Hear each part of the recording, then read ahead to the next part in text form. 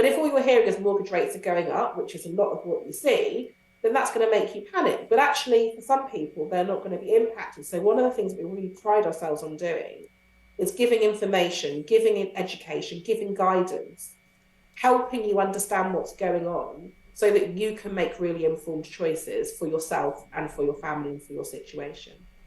Hi, and welcome to Helping People Perform, the podcast that gives you fascinating insights into those people whose chosen vocation is to help others perform at their best. From consultants to teachers, sports coaches to financial advisors, all of my guests share a passion for getting the most out of individuals, teams, and organisations. Enjoy the episode. Hi everyone, and welcome to yet another episode of the Helping People Perform podcast, where I'm speaking to some amazingly interesting people about their stories and their take on who they help perform and how. Today, I'm joined by mortgage advisor and financial educator at The Mortgage Mum. Welcome to the show, Funmi Olafunwa. Hi Paul, thank you. Thanks for having me. Oh, thanks for coming on, Funmi. It's a pleasure to have you. So we've got a load to talk about. We've just been talking about mortgage rates and all sorts of interesting stuff prior to the show. But could you just give us a little bit of background in terms of what you've done to get you to where you are today? Yeah, sure. So as you mentioned, I'm a mortgage advisor and a financial educator, but I haven't always been. My first career was actually in law. So I trained as a lawyer, started in 2003 now, so a very, very long time ago, 20 years ago. And I trained in a city firm in London, started off at a city firm called Simmons & Simmons. I trained there for 2 years, and then I qualified into their commercial team. So I was doing sort of commercial contracts, right, being very large corporates. And I started to get quite interested in finance when I got involved in a pro bono case, and that means basically where law firms do legal advice for free. Right. So I was involved in one of these cases, and it involved a credit agreement, and I don't know why, but it just kind of took my interest. And then I wanted to try and start doing more of it within the firm, but unfortunately, there wasn't a huge demand for it at that particular firm. So I thought, well, if this is what I want to do and they don't have it here, I'm going to go and see where else they have it. So I found a firm that did have a department that specialised in that, and I applied to that firm, and fortunately I was successful. And that was a law firm called Adelshaw Goddard, and I was there for another 5 years. And I did a combination of working at the law firm, but I also was really lucky and fortunate enough to do a couple of client secondments. Right. So that's where you get sent to a client. So I've been sent to a couple of the big banks and worked in their in-house legal teams. Oh, nice. And then, I'm going to be honest, I kind of got the taste for in-house life because generally the hours are slightly nicer. So I actually ended up leaving the law firm that I was at and going to work at the client I'd been on secondment to. Stayed there for a few years. And then I actually thought that I didn't want to do law anymore. So I had a little bit of a break, right. Had a little bit of think about what I wanted to do. And whilst I was thinking about what I wanted to do, I started contracting. So I was working in various different organisations, sort of a year at a time.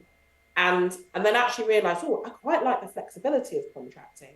I quite like the flexibility of knowing that you've got a project for a particular period of time, and then you can move on. So I did that for the next sort of good few years. And then I had a baby. So I had some time off with her. And then I actually then went back and started a permanent job because there was a really attractive opportunity. There was a company that was going to do all the things that I actually wanted to do, was combining many of my sort of passions. So it was education, which has always been really, really important to me. Yeah. Personal finance, and basically trying to help people improve their personal finances. And I thought, brilliant, this is exactly the organisation for me. So I joined that organisation and was there for just under a year. And I wasn't getting to do enough of what I wanted to do. Right. And so I thought, you know what, I've kind of got this thing within me that I want to do something. I'm looking for all of these organisations to provide it for me. But why don't I actually just provide it for myself? So I took the leap, I quit my job.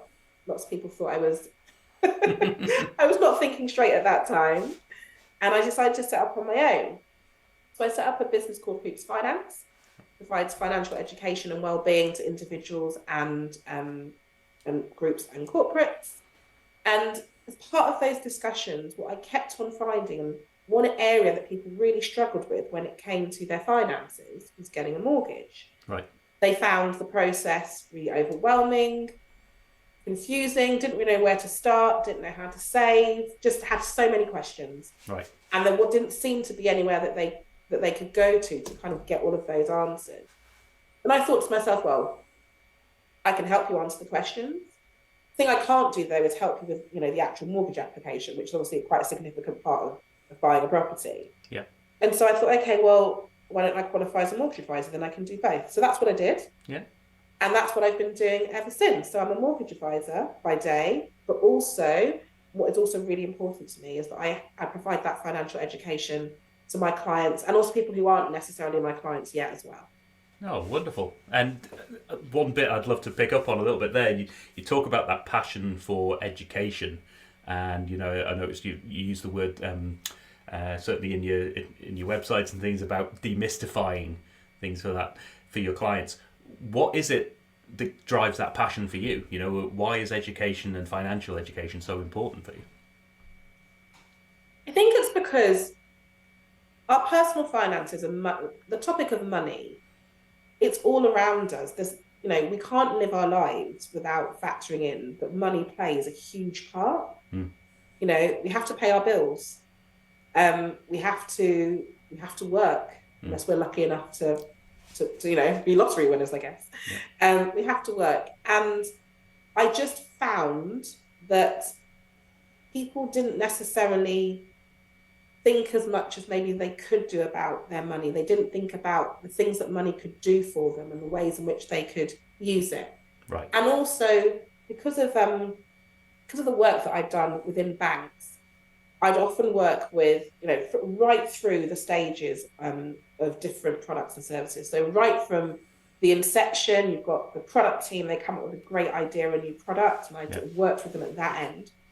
But right the way through to, for example, if it was a credit type product, if somebody got into a bit of financial difficulty, they couldn't pay, they were in arrears, I'd be working with the teams that would be looking after those people. So the collections teams and the recoveries teams. And what I was seeing through that work is that there seemed to be a lot of people who just didn't really understand how the products that they had and were using worked. So it's not surprising then that in some instances they got themselves into a bit of financial difficulty. So I'm not saying that financial education would mean that nobody is ever in arrears and nobody gets into a tricky situation, because, life happens, right? There's things happen that mean that maybe we can't pay our bills, maybe we lose a source of income, maybe we're not able to work for a period of time. But what I do think is that knowledge plus action is power. And I think that there's people that lack the knowledge, or they lack the confidence to be able to take action. So that's kind of my little, my formula that I like to use. Knowledge plus action equals power. Wonderful. And do you find that your combination of the legal training and moving into finance, does that give you a different angle, a different perspective on things that maybe your competition doesn't have, or others may not have if they've purely been in the finance space?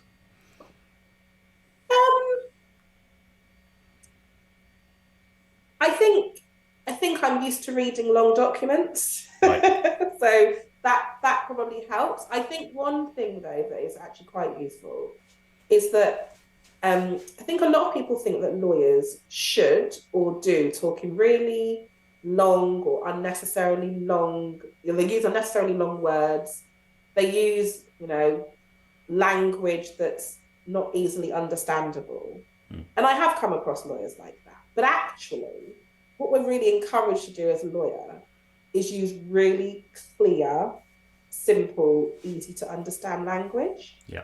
And I think in an area like finance, there is often quite a lot of financial or technical jargon that when you're used to working in an industry, you kind of just assume that everybody knows and understands. So you find yourself falling into using, 3-letter acronyms that you and your team know and everyone in finance knows, but anybody that's not in finance is thinking, I don't know what you're talking about. Yeah. But they also don't necessarily have the confidence to say, I don't know what you're talking about, because maybe they feel like they should.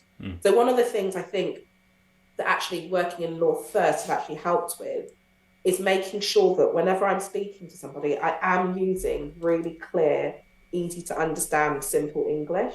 And I'm really aware of the fact that I need to make sure that they can understand what I'm telling them. Right. I was once told, if somebody can't understand something, it's not their fault. It means that you haven't explained it properly. Yeah. Yeah. Oh, and I had that experience myself from a career perspective. I had my career mainly in food manufacturing and improvement work, and I took a role in a bank when I was living in New Zealand. This was, and I went in there to help them bring a different perspective and look at performance, internal performance in business banking, which is essentially small scale in New Zealand. It's sort of mom and pop businesses, but it's the biggest area, or certainly the biggest volume over in New Zealand in particular. So the majority of that was mortgages and home loans, as well as business loans and credit cards and things like that. And I found myself going, right, I think I know what a mortgage is. I've had one before. I think I know what this is. And still I was bamboozled by the whole thing. So yeah, it's a difficult world to understand, and one that we don't seem to get educated in until we need to.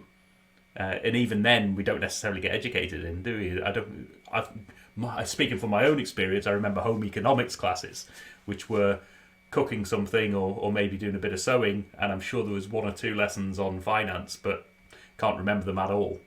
That financial education from an early stage and continuing on to when it's needed is it's a real gap in our society, isn't it? Oh, 100%. So yeah, it's funny. It's called home economics. I saw somebody say recently, it's called home economics, but where's the economics? I didn't learn economics. I learned things that I could potentially do at home, like cook or, like you said, sew. But there was no element of, this is how you run a home from a financial perspective. Yeah. This is how you pay bills. This is how you read your pay slip, which is something that is so fundamental because we work and we get paid. But actually, when did anybody teach us how to read a pay slip? Teach us what a tax code is? Teach us how to know what tax code we should be on and what to do if we're not on it? Yeah. How to calculate tax? Why you should contribute to a pension? All of these things that are so fundamental to us and our day-to-day life and also our futures. And by and large, we're not really taught. So we're not really taught in a sort of a formal education setting, or certainly I wasn't. It sounds like you weren't either. Same, yeah. And I think what then happens is we are relying on parents or primary caregivers to give that education to their children. Yeah. And lots of people do, but again, I would always say, but if they don't necessarily know, then what are they passing on? Is it the right things? But also, I think it's really good for people to learn in groups as well. Yeah.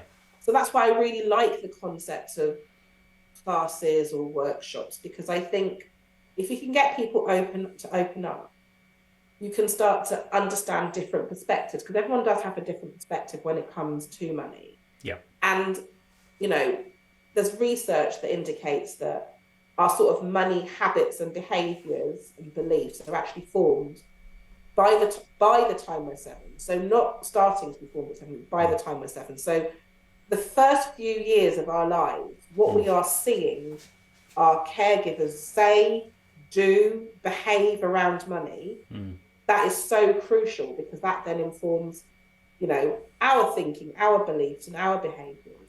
Now, it doesn't mean that can't change, but if we think about, can you remember what you were thinking about when you were 7? It wouldn't, it's all the unconscious stuff that you've taken in. that you may not then realise is why you're doing certain things, why you're behaving a certain way with money. So I think just having those discussions, open discussions, talking about things in groups and learning from different people and different people's perspectives. And that's why I think doing this in groups or in schools is such a great way to do it. And also it being taught by people who have the right skills and knowledge as well.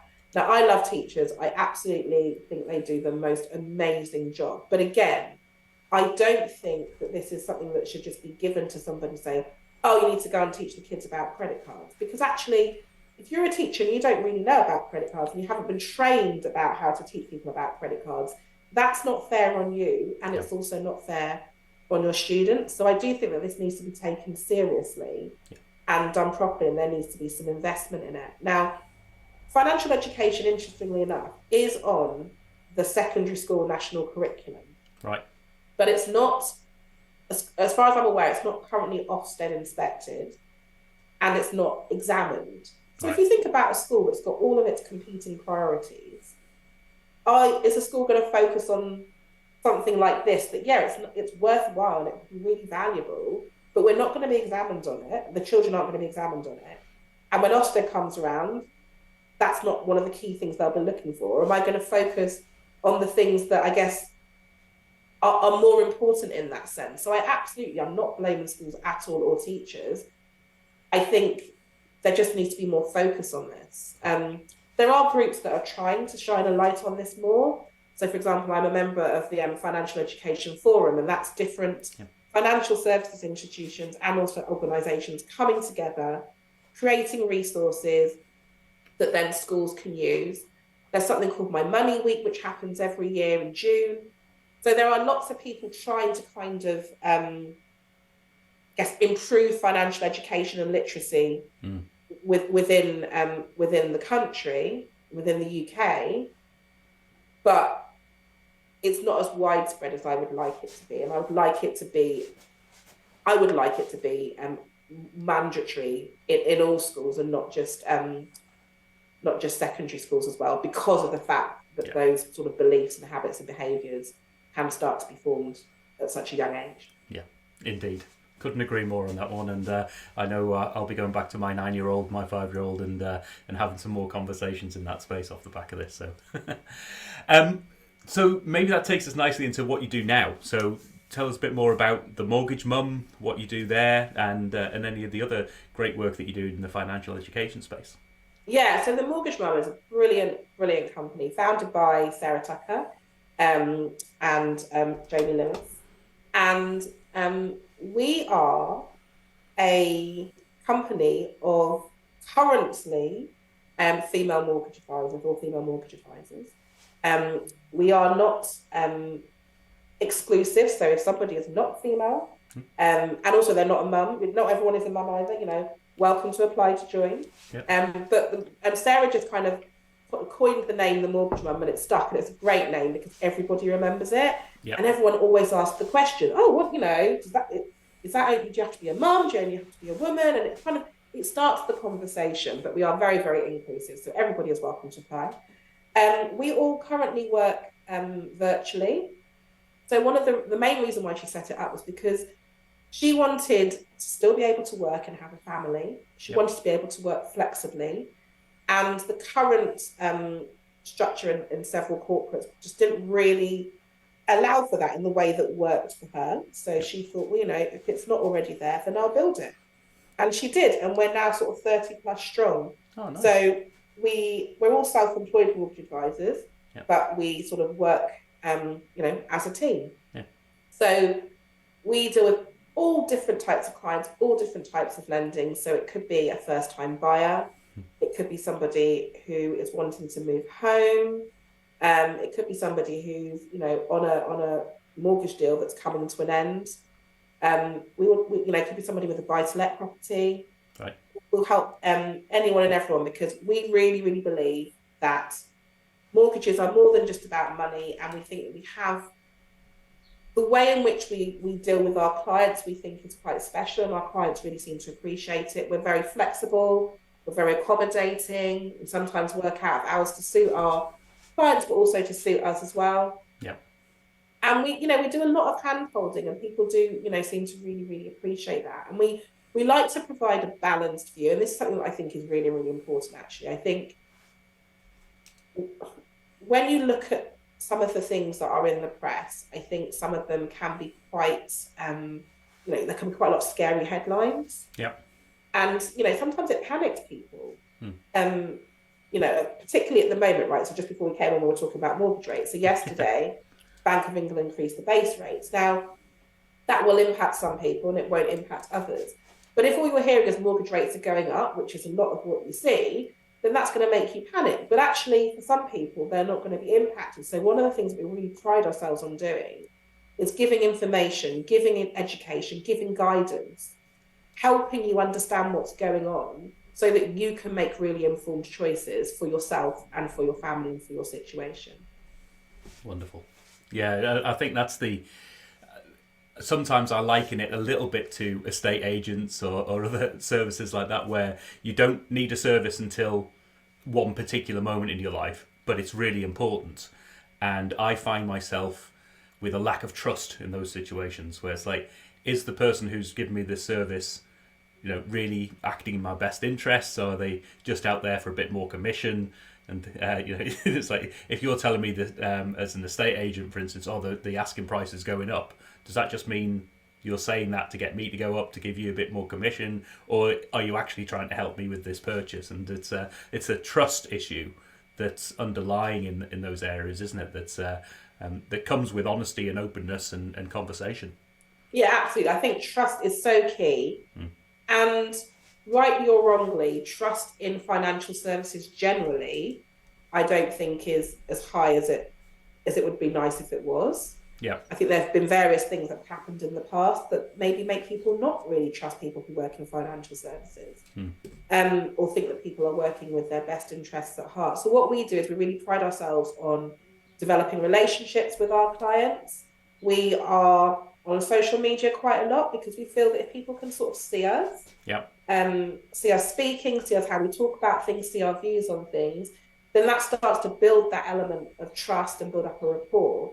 So actually, by the time that they come to us and actually need to use us, maybe they feel like they know us a little bit, rather than if you don't, you don't know anyone at all, and then suddenly you rock up at the point where, quick, I need to get a mortgage, and then you contact a pretty sort of faceless organisation and you get given someone to deal with. Now, I'm not saying that, if you work in an organisation that isn't on social media, there's something wrong with that, but it's just something that we feel is really important that we want to do. We want our clients to feel comfortable. We want them to trust us. We want to have a really good rapport with them. And being active on social media is one of the ways in which we do that. Yeah, and that human factor and that human connection in any service element is massive, isn't it? And that's people are either going to buy from a trusted brand or a big corporation that they believe in that corporation and they deal with the person who's there at the time. But if you're on the smaller end of the scale, even though you're saying there's you've got a team of 30 odd different advisors with the mortgage mum, you're still quite a small scale one-on-one sort of service to people, then that trust and that relationship is absolutely key going forward, isn't it? Yeah, 100%. Wonderful. And so how do you help yourself perform? What are the things you do that keeps you as sharp as you can be, either on the professional side or, how do you learn and grow? What's your favourite ways to attack that? So I am 100% geek and proud. I love learning. Right. I'm happy to say that to anyone. Yeah. I'm a bit like a magpie, like something new and I want to know about it. I just like to improve and know more, so I read a lot. Right. I also try and read, particularly when it comes to newspapers. I do try and read a variety of different newspapers because I think if you just read a particular paper all the time, you don't necessarily get to hear the views of different types of people who might not read that particular paper. Yeah. So I do think it's really important to try and have a really rounded experiences. So I try and read different types of papers, different types of media. I listen to heck of a lot of podcasts. Yeah. I don't drive, so I do a lot of walking, Right. and so I've always got a podcast in my ear. And then I try and learn from other people. So people all around me who are either at the same level as me or maybe a few steps ahead, but also, people that are younger, because I think that's really important, that things are changing. The way in which we've done things is not necessarily the way that we're going to keep doing things. And there's lots of new ways of doing things. There's new technology now. Look, I'm not a tech. I'm a geek, but I'm not a tech geek. So I'm often asking, oh, how does this work? But just being aware of what's going on, right, and being attuned to the fact that I don't necessarily know everything. No one really knows everything, and it's okay to ask if you don't know everything. But yeah, I like to. That's how I sort of like to learn. Keep learning, keep reading, and keep asking questions until you understand. Yeah. Oh, it sounds like you're a big consumer, certainly of all sorts of different things. I think that element of different perspectives and consuming different perspectives is critical, not only for your own sanity to avoid those sort of echo chambers that you can find yourself in, but what I like about what you're saying there is your client base is potentially reading one or other, and probably only one or other, of various different media or newspapers or whatever that might be. So for you to understand what they're hearing and reading and seeing and feeling is only going to help you in terms of if it's one of the more, let's call it more fear-mongering media that are out there, then you can get a feel for what is it that they're hearing, and are there any arguments that you've seen elsewhere to counteract that, to maybe help them understand a more rounded view.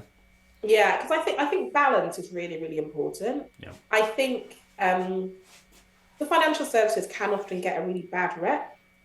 Banks and lenders can get a really, really bad rep. And one thing I think has really helped me is that, having worked in banks and in various lenders, I can understand why they've said or done certain things. It might be from a legal perspective, it might be from a regulatory perspective, but they might not come out and say, we are doing this because section blah of the Consumer Credit Act says we've got to do this. They'll just do it. And it might appear that action they've taken or thing they've not done might appear quite strange to somebody.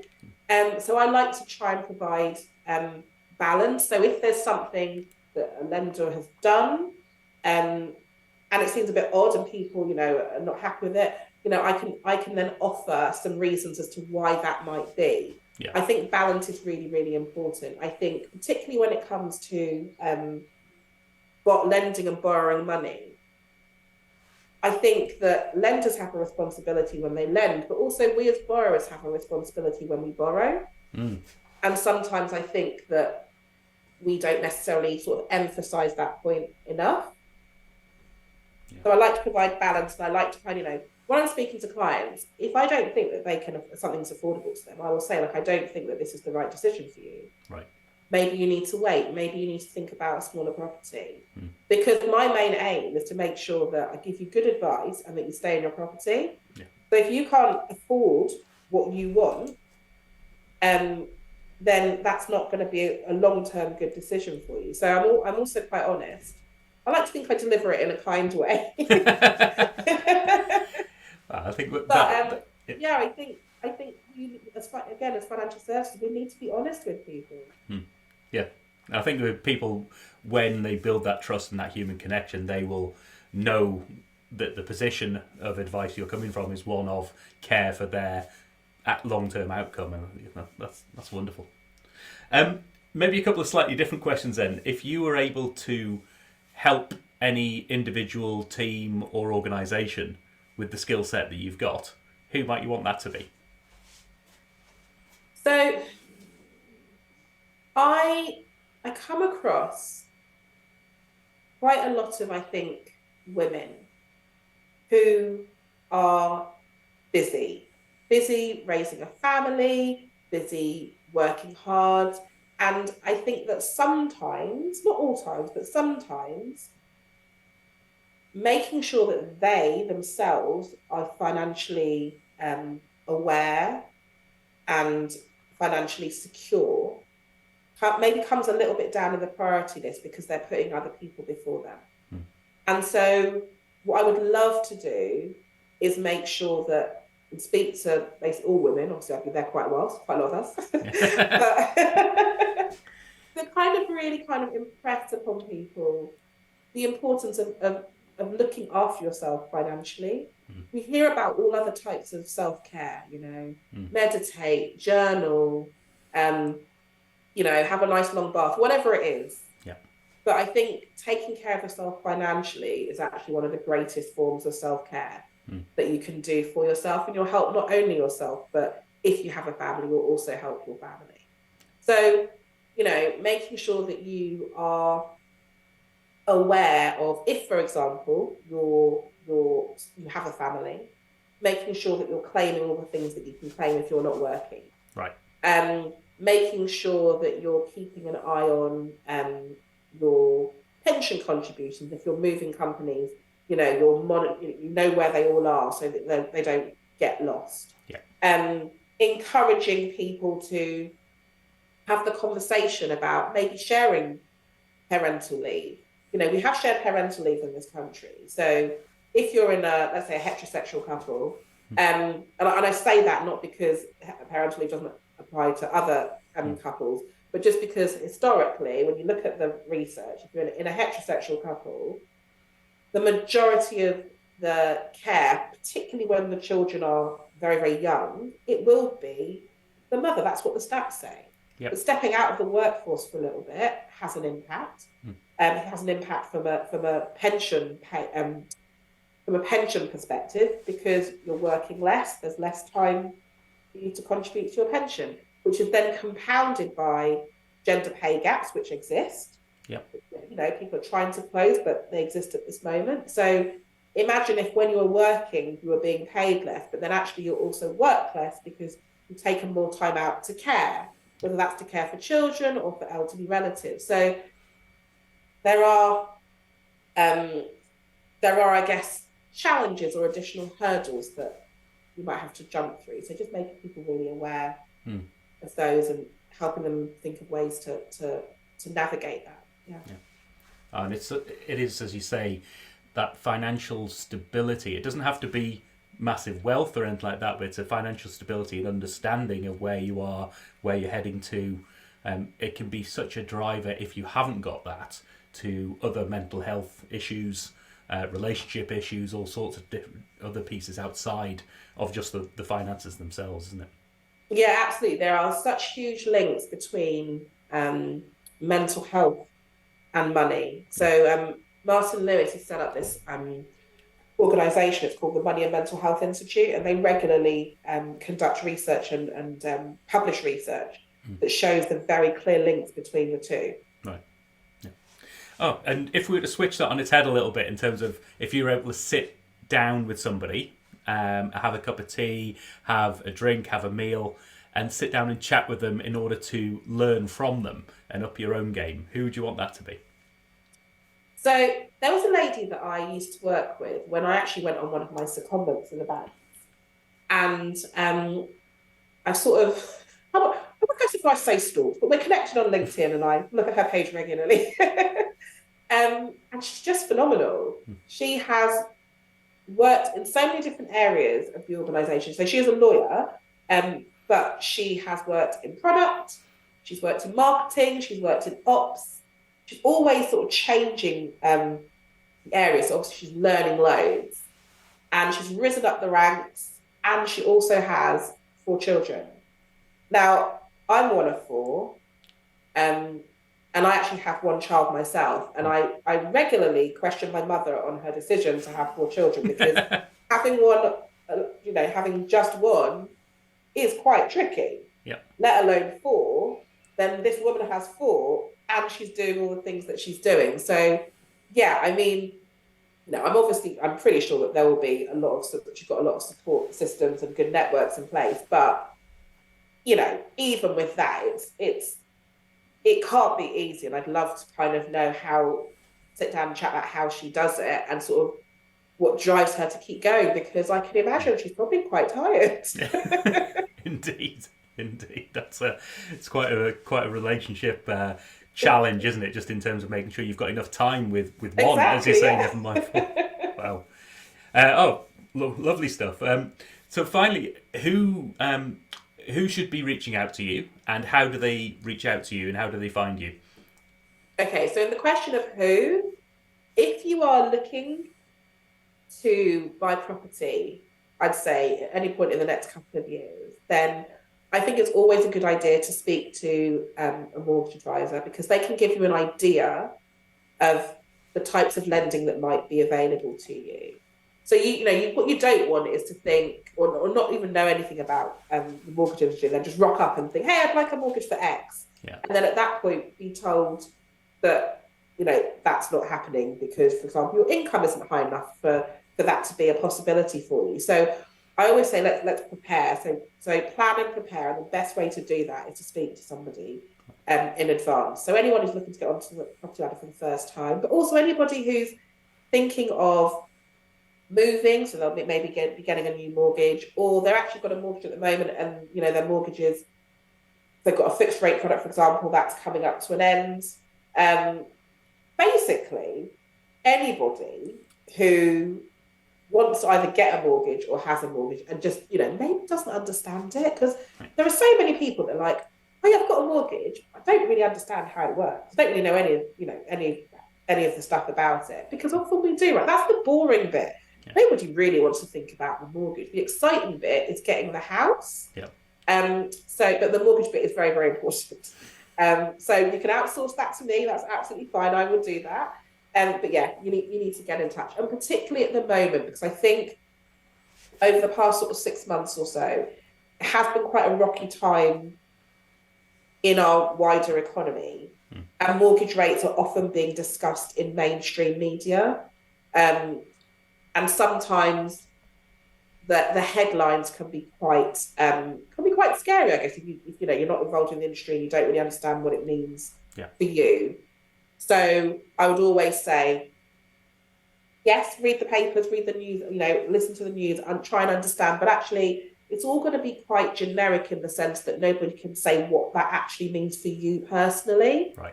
So I would always encourage people to speak to an advisor at that time. And if they want to contact me, then they absolutely can.